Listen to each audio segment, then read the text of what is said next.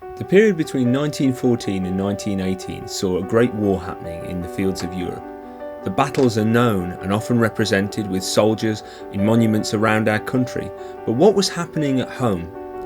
With Fighting from Home, we're commissioning a series of 6 artworks on the Mill Pond Meadows Nature Reserve, which represent all of the different things that happened to the real people in Featherstone.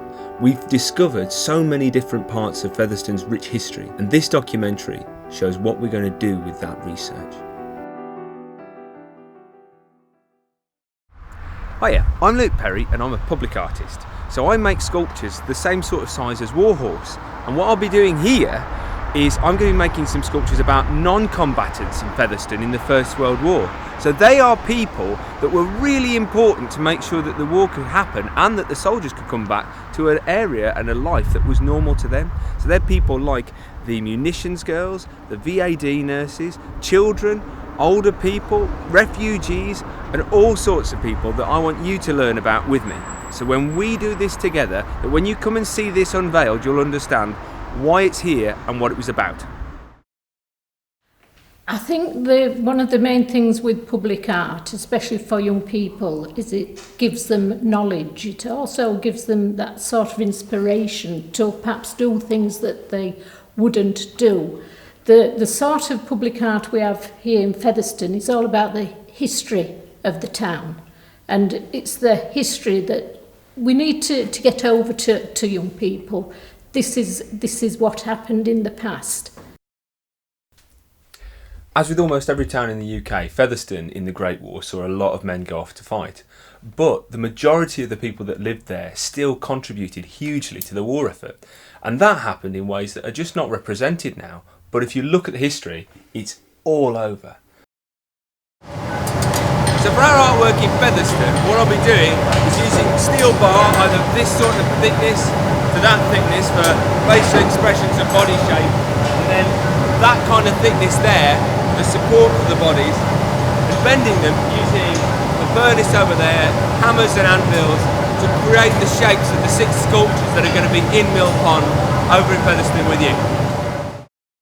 The 6 designs that we've come up with are all really drawn from what was going on at the time, particularly with the individuals that we're looking at. So we're looking at children, for example, how they were affected. There was a lot of poverty, but they contributed hugely. They did plays, they gave their Christmas presents. So this is represented by this young boy here, and he does look thinner and perhaps as though he suffered loss.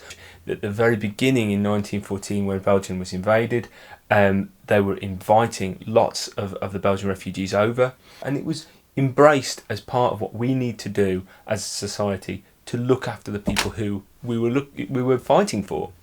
A lot of the women from Featherstone would have got on a charabanc and gone to the munitions factories over towards Leeds. In particular, Barnbow, which was the biggest filling station in the UK, filling literally large shells that would go over to the Western Front and be used in trench warfare. I started working in the pit bottom at the time when I was 15, and then worked my way through to working on the coal face. On the coal face at times was very dangerous, same as it was in the trenches, because you used to get roof falls nearly every other day. So the only thing you get there is a body bag. That's all you get, because you're dead. I think that the sculpture is a good idea of a miner. We need a miner because we're a mining town. A lot of coal mining would be a reserved occupation, so they would have stayed doing their work because the country needed coal for fuel to fight the war. The miners who didn't go to war and carried on working, other people were just as brave. And so that's represented here by a coal miner on his way to work or on his way back, carrying the banner, which was the symbol of their mine at the Acton Hall branch and the other branches of Featherstone. Moving over to the figure of the VAD nurse. So that is representative of women's changing roles. A huge portion became voluntary aid detachment nurses, so VAD nurses, either at home or in a field hospital in France. You can't really talk about the home life of what was happening in the war without talking about loss. And so to represent that, we've got a sort of haggard figure which could have been at war. You're expecting that he was. He's also laying flowers in memory of the people that he may have lost. So the idea of loss is broad, because you don't just lose a body, you don't just lose your mental health, you can lose the way of life. Oh, I'm very excited about seeing the sculptures. It's that particular area. It started from so little, and now it's just becoming such a wonderful area to visit. The message is there, and we need to give that message to people. Not to forget how dreadful these events are, but to remember and to learn and to move forward and look at it and think, yes, let's not let it happen again. Your teacher will now be able to give you some worksheets, and depending on how old you are, you might be able to do 1, 2 or all 3 of them. The first one is on nurses in the war. So on the back of this sheet you can help colour in Agnes, or you can draw her a friend, or both. The second sheet is posters in the First World War, known as propaganda, and these were there to help people to join up or to get involved in the war effort. This would have been something that was very exciting, and they used very bright and bold colours and pictures to get people to pay attention to what they want. Can you design a poster for us on the back of these sheets? The last sheet is letters home.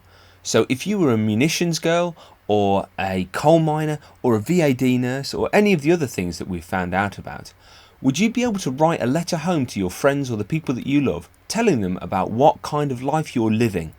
And finally, I've designed the artworks based on what I thought would look good, but what would you think would make a really good artwork? How about you design a sculpture for the nature reserve, and then at the exhibition, when we unveil the final sculptures, maybe your artwork could be part of that. I really look forward to seeing all of your final designs.